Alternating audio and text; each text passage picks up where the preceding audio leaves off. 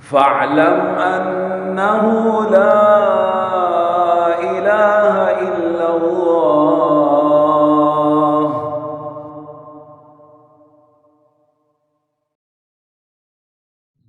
السلام علیکم ورحمۃ اللہ وبرکاتہ۔ ابتدائی قواعد الصرف، سبق نمبر 9، فعل امر۔ فعل امر، سب سے پہلے اس کی تعریف بیان ہوئی ہے مع مثال، مثال کے ساتھ۔ وہ فعل جس کے ذریعے کسی سے آئندہ زمانے میں کوئی کام کرنے کا مطالبہ کیا جائے، اس کو اکٹھا کر لیں، کوئی کام کرنے کا مطالبہ کیا جائے۔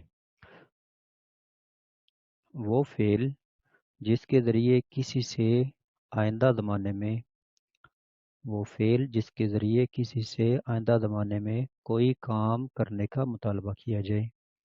تو یہ آپ کی پارٹیشن ہوگی ہے 2 3 4 5، اس کے اجزاء ہیں۔ وہ فعل جس کے ذریعے کسی سے آئندہ زمانے میں کوئی کام، آئندہ مطلب آنے والا، زمانہ مستقبل، آئندہ زمانے میں کوئی کام کرنے کا مطالبہ کیا جائے، جیسے انصر۔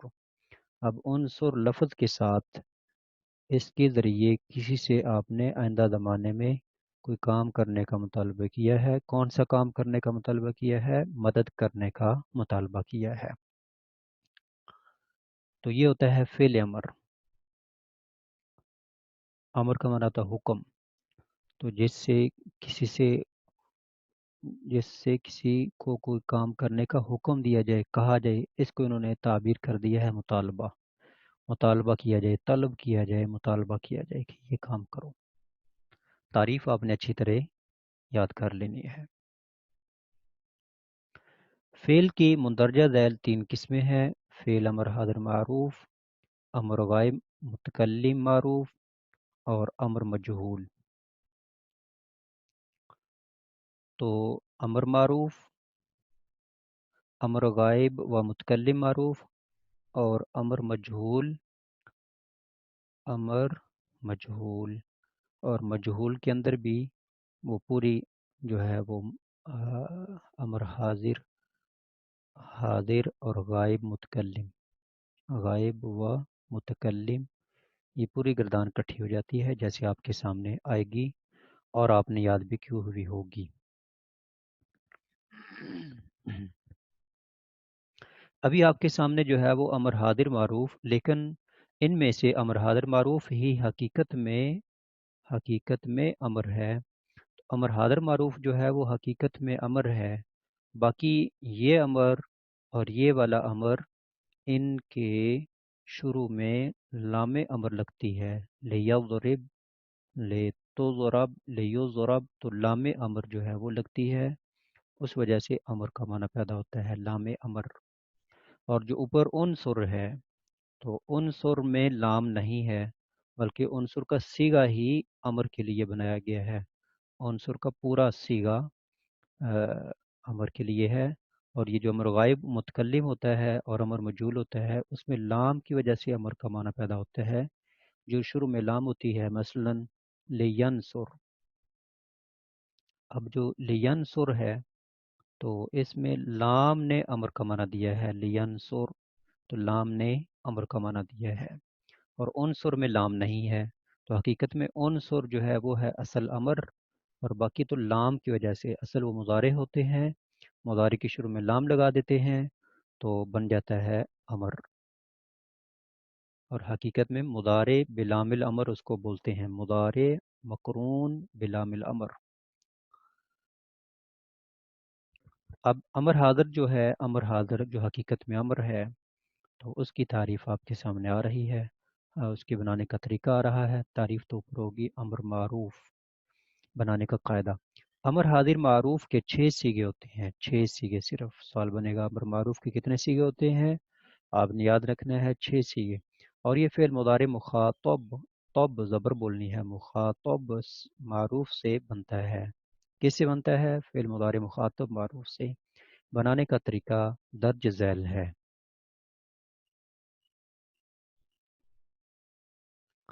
यह आपके सामने पॉइंट की सूरत में नंबर 1, नंबर 2, नंबर 3, 4, 5, 6 और 7 उसूल हैं, छोटे छोटे उसूल हैं एक एक आधी आधी लाइन के। तो आपने इनको इसी अंदाज से नंबरों में याद करना है। नंबर 1, अलामत मुदारे ता गिरा दें। नंबर 1, ता गिरा दें और आखिर हर्फ को साकिन कर दें। दो काम, शुरू से ता गिरा देनी है और आखिर को साकिन कर देना है।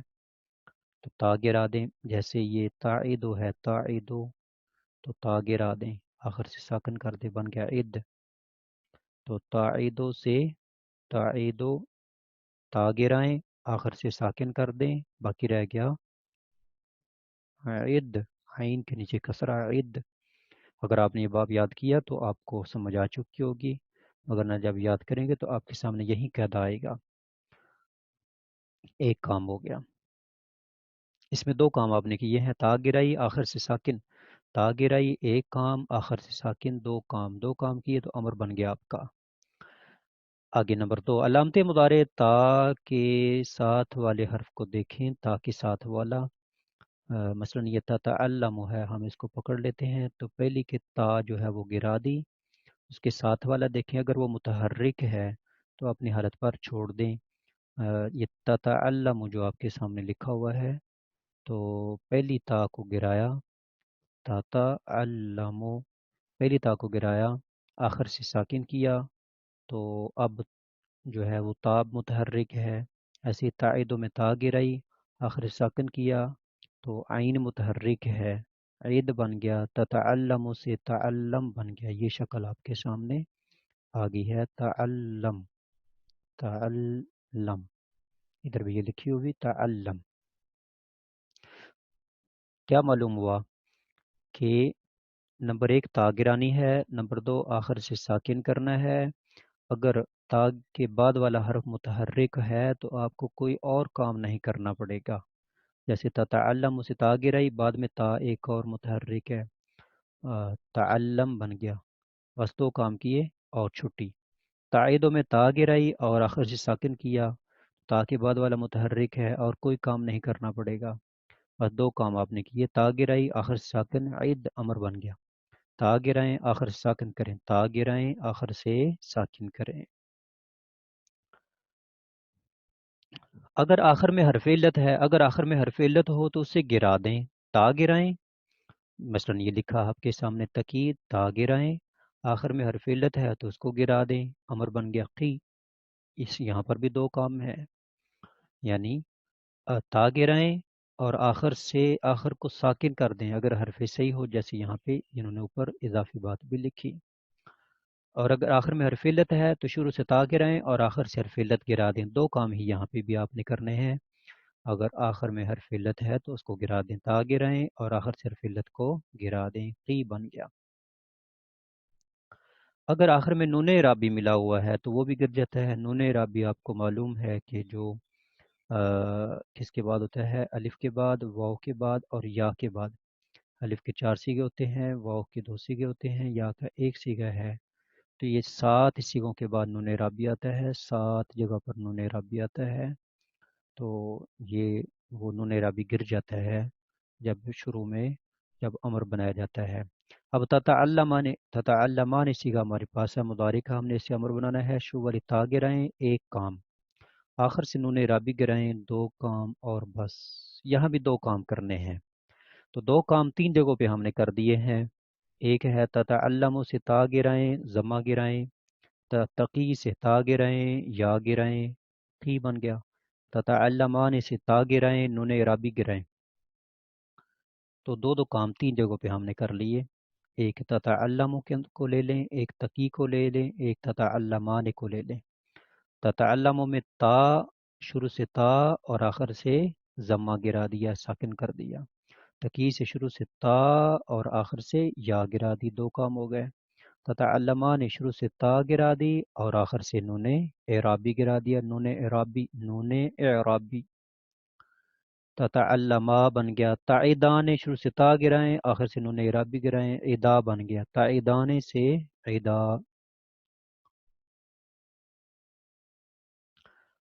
اچھا، یہ تو تین تھے جب آپ نے شروع والا تا علامت مضارع گرائی اور آخر سے ضمہ گرایا یا حرف علت گرایا یا نون اعرابی۔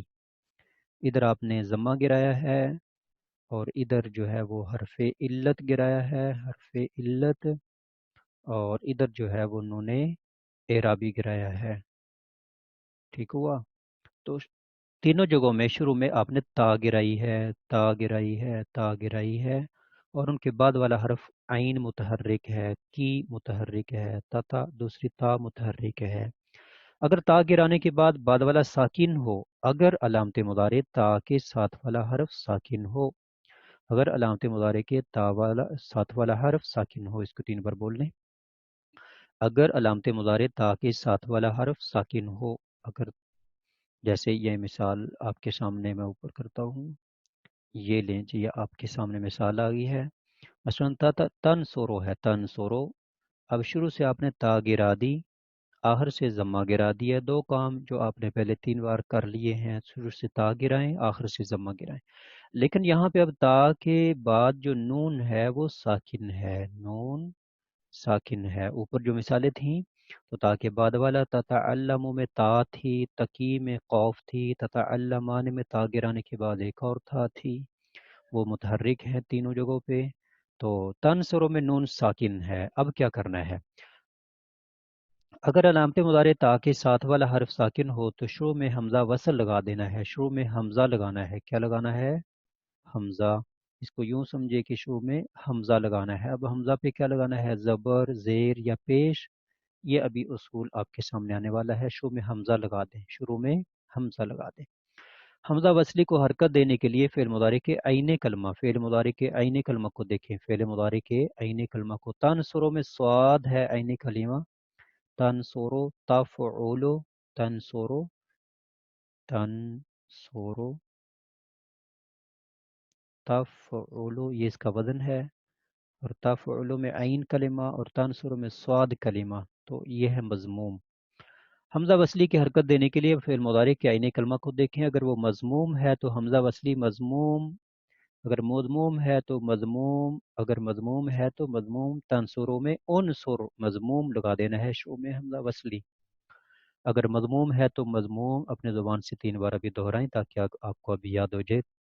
اگر مضموم ہو تو مضموم، عین کلمہ مضموم ہو تو حمزہ وصلی بھی مضموم۔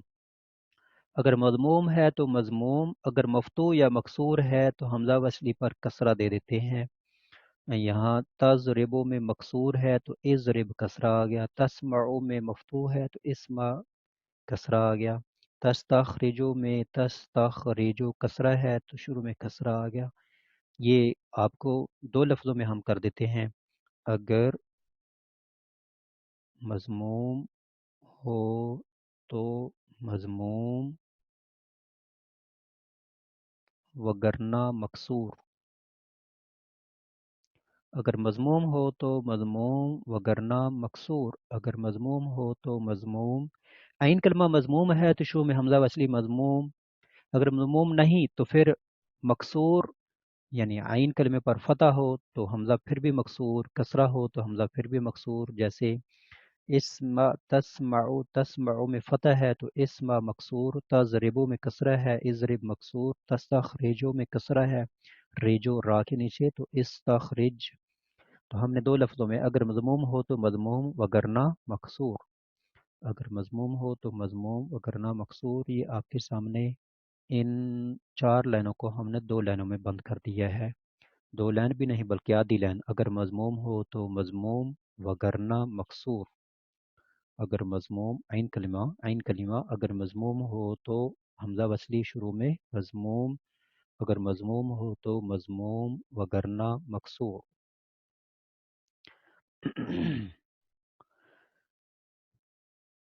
اچھا، یہ انہوں نے ایک مثال دی ہے، یہ آگے جا کر آپ خود بھی سمجھ جاتے، لیکن ان کا چلو بچپن میں ہی شروع میں ان کو بتا دیں۔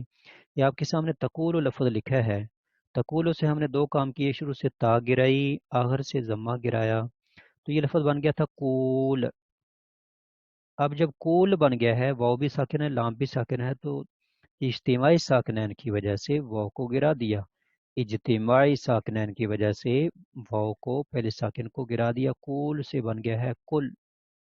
تو یہاں پر ایک تیسرا کام بھی، شروع سے لامت مضارع تا گرائی ایک کام، آخر سے ضمہ گرایا دوسرا کام، اب دو ساکن اکٹھے ہو گئے، پہلے ساکن کو گرا دیا تو تیسرا کام یہاں پر کل میں، کل ہو واللہ احد، تو کل کس سے بنا ہے؟ تقولو سے، تقولو سے تا گرائی آخر سے ضمہ گرایا بن گیا قول، واو لام دونوں ساکن، دو ساکن اکٹھے ہو گئے، اور عرب جب دو ساکن اکٹھے ہو جاتے ہیں تو ان کو وہ گرا دیتے ہیں، تو پہلے ساکن کو گرا دیتے ہیں، تو پہلے ساکن واو کو گرا دیا، کل بن گیا۔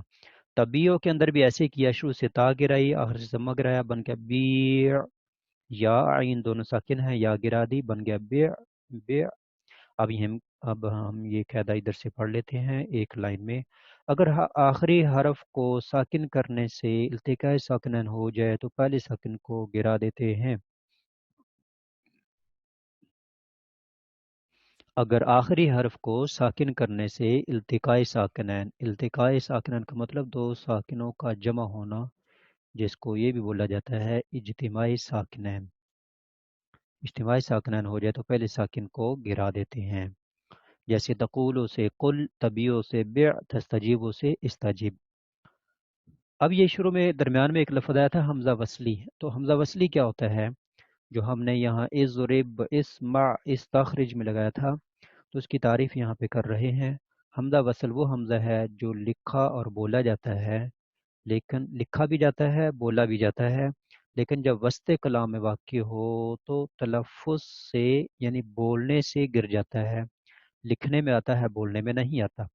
تو اس کو مختصر آپ یہ کر سکتے ہیں کہ حمزہ وصلی درجے کلام میں گر جاتا ہے، حمزہ وصلی درجے کلام، درجے کلام کا معنی ہے کلام کے درمیان میں، کلام کے درمیان، انہوں نے لکھا ہے وسط کلام، وسط کلام، درجے کلام، کلام کے درمیان میں حمزہ وصلی گر جاتا ہے۔ مثلا اضرب ہے، اضرب، تو اب اس کا حمزہ تو ہم پڑھیں گے نا اضرب، جب شروع میں مثلا آ جائے فا، تو اب جب فا ملا کر ایسے پڑھیں گے تو پھر حمزہ گر جائے گا، بولیں گے فضرب، فضرب، فضربو فوق الاعناق، وضربو، وز واو کے اوپر فتح، آگے حمزہ گر گیا، وضربو منہم کل بنان۔ تو یہ آپ کے سامنے 6 اصول جو ہیں وہ بالاختصار پورے ہو گئے ہیں۔ اب یہ آخری ہے 7واں، وہ یہ ہے کہ جو تنصرنا کے صیغہ ہے، ینصر ینصران ینصرون، تنصر تنصران ینصرنا، تنصر تنصران تنصرون، تنصرین تنصران تنصرنا، تو یہاں پر بھی ہم نے وہ دو کام کیے، شروع سے تا گرائی، ہاں آخر میں نون، یہ نون ہے نون نسوہ اس کو بولتے ہیں، جمع مونس کا نون، نون نسوہ جمع مونس کا نون، جمع مونس حاضر کے نون کو، جمع مونس حاضر کے نون کو اپنی حالت پر چھوڑ دیں، اس کو نہیں گرانا۔ تنصر نتا گرائی، اب نون ساکن ہے، شو میں حمزہ لائیں گے، اور ہم نے دیکھا عین کلمہ سواد وہ پیش ہے، تو حمزہ وصلی بھی آئے گا پیش کے ساتھ، تنصرنا سے بن جائے گا انصرنا۔ اگر مضموم ہو تو مضموم، وگرنہ مکسور۔ حمزہ وصلی کی حرکت لگانے کا اصول آپ کے سامنے ہم نے بیان کر دیا، اور امید ہے یاد ہو چکا ہوگا۔